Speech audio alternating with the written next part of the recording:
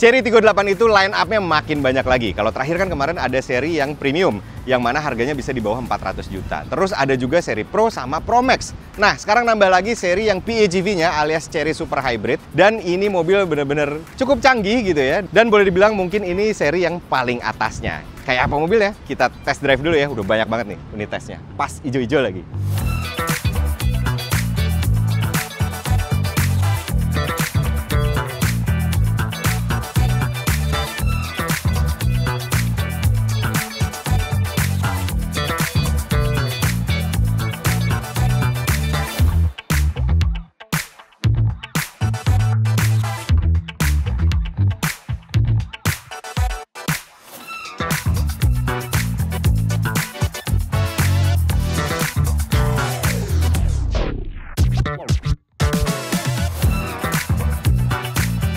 Oke, hal pertama yang langsung berasa ketika naik si Tiggo 8 ini adalah sama seperti Tiggo 8 series lainnya, yaitu duduknya super commanding. Jadi ini bangku udah disetel untuk setelan yang paling rendah. Udah gitu, duduknya juga cukup nyantai, tapi kita masih bisa lihat moncong sampai paling depan, teman-teman. Dan ini hal yang memang sama lah sama Tiggo 8 series yang lainnya. Nah, kedua, langsung kita masuk ke rasanya sendiri. Jadi si mobil ini ketika kita mulai, dia itu memang langsung mengoptimalisasi si EV mode-nya. Dia bergerak hanya dengan motor elektriknya. Ketika kita pelan-pelan, baru start, atau coasting seperti ini, itu dia akan pakai EV mode-nya selama baterainya juga masih ada ya teman-teman. Tapi ternyata ini walaupun sisa 20% juga dia masih tetap mengoptimalisasi si baterainya sendiri. Terus karena dioptimalisasi pakai baterai, apalagi ketika di awal, jadi pas kita akselerasi, mau mulai laju ya teman-teman, itu kerasa mobilnya cukup effortless untuk kita sentuh sedikit gitu ya, set. Nah, mobilnya tuh mudah untuk merespon gitu ya si tenaganya, dan itu kerasa banget ada dorongan dari motor listrik. Terus kalau kita agak, nah ini kita agak coasting, agak pencet sedikit pedalnya, ini enteng banget untuk ngebawa sampai 60, 70. Sementara kalau kita bejek nih ya, kita kick down, ini di eco mode anyway, belum yang maksimal, set.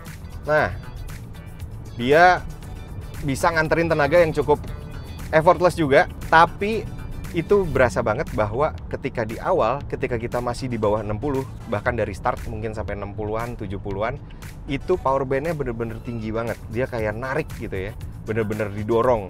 Sementara lewat dari 60-70, itu kerasa dia agak grafiknya menurun gitu, kayak nganterin tenaganya agak melanin gitu ya di sini. Walaupun outputnya bukan yang mengecewakan, masih tetap ke 100 itu mudah tuh ya. Untuk dapat 100-nya tetap mudah untuk bobot segede gini. Tapi balik lagi memang tenaganya bukan yang heboh-heboh banget gitu loh. Tapi bayangin aja, ini mobil pada dasarnya kan udah berat. Udah gitu ketambahan lagi baterai, ketambahan lagi motor elektrik dan ekosistemnya gitu ya. Yang mana bikin mobil ini makin berat lagi kan berarti. Tapi untuk narik bobot itu tadi, ternyata kombinasi mesin dan motor elektriknya bisa nganterin tenaga yang cukup menyenangkan lah menurut gue pribadi ya. Ya buktinya ini nih, kita dari 30-an, kita tarik gini, enteng aja gitu teman-teman. Mobilnya langsung laju.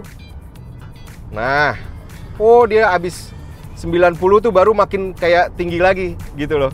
Terus kita coba juga nih, kalau tadi di Eco, ini sekarang di normal mode.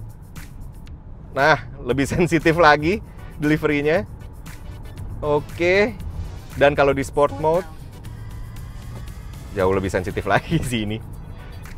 Ini oke sih sebenarnya, ngisi terus, walaupun tadi balik lagi, memang ketika udah di tengah-tengah, power bandnya sedikit mengecil gitu, nggak yang bener-bener penuh kayak waktu dari bawah sampai tengah gitu teman-teman. Tapi oke lah, ini buat nyalip masih enak banget, kita nggak bakal kekurangan tenaga buat sekedar nyalip-nyalip di tanjakan, karena tenaganya ini udah besar ya. Secara output mungkin kalau teman-teman penasaran adalah horsepower-nya itu di sekitar 300-an, sementara torsinya di 525 Nm, kombinasi antara mesin dan motor listriknya. Karena mesinnya juga udah 1500 cc turbo, motor elektrik sama baterainya juga bisa ngasilin output yang lumayan. Jadi oke lah teman-teman ini. Tigo 8 CSH ini juga diklaim bisa jalan pure pakai EV mode hingga jarak 90 km. Yang mana baterainya bisa dapat daya dari regenerative braking yang ada pengaturan levelnya. Juga karena ini PHEV, dia juga tentunya bisa di-charge yang maksimalnya bisa nerima input DC charger 40 kW. Makanya klaim ngisi dari 30-80%-nya cuma 20 menit aja. Nah, sistem ini juga memungkinkan Tigo 8 untuk melakukan vehicle to load alias ngalirin listrik sampai 3,3 kWh. Klaim dari Chery, satu tangki bahan bakar bisa nyentuh jarak 1.300 km. Ini panjang sih. Dan variannya ada yang dua motor alias AWD atau single motor alias front wheel drive. Selain itu rasa nyetirnya sendiri tentunya seperti Tigo 8 yang lain juga dia nyaman ya, output si suspensi peredamannya ini juga nggak banyak road noise yang masuk dari luar, walaupun ini kita lagi pakai motor elektrik karena nggak ada suara mesin sama sekali yang kedengeran di sini. Terus dia juga kerasa lebih ampek lagi, lebih ajak lagi karena mungkin bobotnya kan ditambah. Jadi rasanya tuh kayak lebih solid lagi gitu teman-teman untuk nempel ke jalannya. Tapi yang namanya SUV sebesar ini tentunya ketika kita bawa agak ngerol gini, agak nikung-nikung sedikit di kecepatan yang lumayan, dia relatif masih punya body roll yang terasa lah gitu ya. Tapi itu wajar banget karena ini cukup tinggi, besar, dan lebar gitu ya. Jadi ketika ada body roll segitu itu wajar banget, yang mana sebenarnya nggak ganggu-ganggu banget. Justru untuk ukuran segede gini ini handlingnya masih kerasa oke lah ya kalau kita tes di sesi singkat ini gitu teman-teman.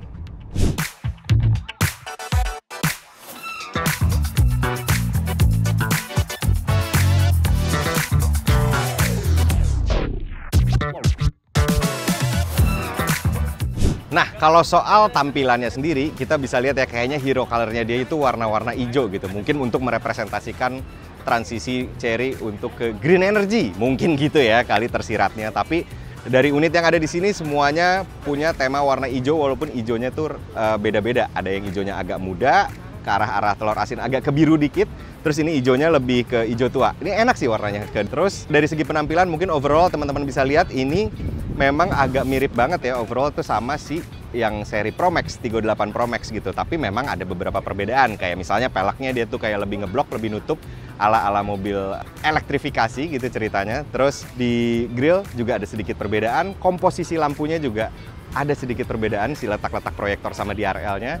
Udah gitu si bumpernya juga ini dikasih kosmetik yang agak berbeda daripada seri Tigo 8 Pro Max gitu. Tapi overall sih mirip ya, kurang lebih masih menjadi Tigo 8 bentuknya besar, wheelbase-nya lumayan panjang, dan ya proporsinya enak dilihat lah. Sekarang kita lihat dalamnya ya. Oke, nah di dalamnya sendiri tentu ada perbedaan juga dengan seri yang Pro atau Pro Max. Di sini temanya kelihatan jauh lebih futuristik. Salah satunya dia pakai konsol yang floating ya di sebelah sini. Terus ada wireless chargernya ya, yang agak atas posisinya ada kisi AC-nya jadi di sebelah sini. Terus format si head unitnya ini beda total sama yang si seri Pro atau Pro Max gitu. Jadi layarnya satu, dia memang jauh lebih besar. Nih monitornya gede banget nih, segede gini nih. Terus kalau biasanya yang seri Pro atau Pro Max itu dia agak timbul, ada frame-nya. Kalau ini kelihatan kayak monitor doang gitu teman-teman. Displaynya besar. Udah gitu kalau kita lihat ini isinya juga sama canggihnya lah ya. Udah ada kayak round view monitor yang mana bisa 3D juga. Dan tampilannya memang selalu ya, kalau misalnya mobil Cina itu punya display yang sangat baik, resolusinya bagus, animasinya juga bagus, kelihatan representatif untuk sebuah mobil yang cukup premium lah gitu ya. Terus nggak laggy juga, jadi kalau kita puter-puter gini dia cukup responsif tuh. Bahkan ini mungkin bukan 360 derajat lagi ya, tapi 580 biasanya. Kalau si around view monitornya punya Chery tuh kita kelihatan di sini dia nampilin juga kayak sunroof lagi kebuka, pintu lagi kebuka. Di sini secara real time dia bakal ngikutin seperti kondisi aslinya. Terus selain itu tentunya ada banyak sudut yang kita bisa lihat juga ya, kiri, kanan, depan, belakang semua bisa di display di sini. Selain itu kalau kita back lagi di sini ada koneksi Android Auto, ada Apple CarPlay juga yang kelihatannya sih mestinya wireless ya untuk mobil-mobil seperti ini, tapi kita belum nyobain. Tapi yang pasti di sini bisa koneksi Apple CarPlay dan Android Auto. Jadi oke lah ya. Kontrol AC juga ada dari sebelah sini, walaupun tetap ada shortcut lewat tombol juga. Terus instrumen clusternya memang cukup signifikan daripada head unitnya gitu ya, kelihatan jauh lebih sederhana daripada si head unitnya, dan itu memang sering terjadi di mobil-mobil Cina di mana instrumen cluster itu tampilannya jauh lebih sederhana daripada head unitnya gitu. Terus ini kalau kita lihat di sini ngatur gearnya atau posisi giginya ada di sebelah sini nih, kayak di posisi sen, jadi sennya dia sebelah kiri, wipernya diputar, sementara tuas selektor gearnya itu ada di sebelah sini, R, N, D, P, sebelah sini semua. Sementara itu material yang dipakai di sini juga kerasa cukup premium, semuanya enak disentuh, kulit-kulitnya tuh enak, terus ini juga ada ventilasinya, si joknya, udah gitu material yang kayak ngebungkus si door trim, dashboard sini, ini semuanya soft padded gitu teman-teman. Jadi kayak ada bungkusan lagi yang rasanya cukup empuk dan materialnya relatif semuanya solid. Plus tentunya udah ada panoramic sunroof yang cukup besar juga. Nah ini bukannya lumayan oke nih. Anyway, mobil ini juga tentunya sama-sama bisa memuat 7 penumpang ya, karena ada baris depan, tengah, sama belakangnya, dan bisa dilipat rata lantai kalau kita lagi nggak pakai yang baris paling belakang gitu. Oh iya, di kursi passenger ini dia cukup spesial. Pertama, format bangkunya dia itu bisa dinaikin jadi kayak ada ottomannya gitu di bawah. Ada penyangga betisnya lagi. Jadi kita bisa duduk dengan santai gitu kalau misalnya lagi cuman jalan berdua dan belakangnya kita mundurin banyak. Ini enak banget sih harusnya karena betis bisa kesangga. Yang kedua, ada seat massage yang fungsinya kalau kita lihat tulisannya dan dari tadi kita coba-coba itu fungsinya hanya di passenger doang gitu, dan ini pijitannya lumayan sih, ini masih nyala dan kerasa cukup serius lah gitu ya si kursi pijitnya. Terus selain itu juga dia masih punya ventilated seat yang bisa adem antara driver dan si passenger, udah gitu juga ada heated seatnya. Jadi fiturnya sih udah pasti karena ini seri paling canggih, mungkin harusnya memang fiturnya juga paling canggih ya kan. ADAS-nya juga udah lengkap kok. Nah, sejauh ini mobilnya memang belum punya status harga sama sekali. Katanya sih bulan depan bakal dirilis. Tapi menurut teman-teman sendiri, pantasnya ada di range harga berapa sih? Silahkan komentar di bawah. Thank you udah nonton Autofun Indonesia. Helmi pamit. Ciao.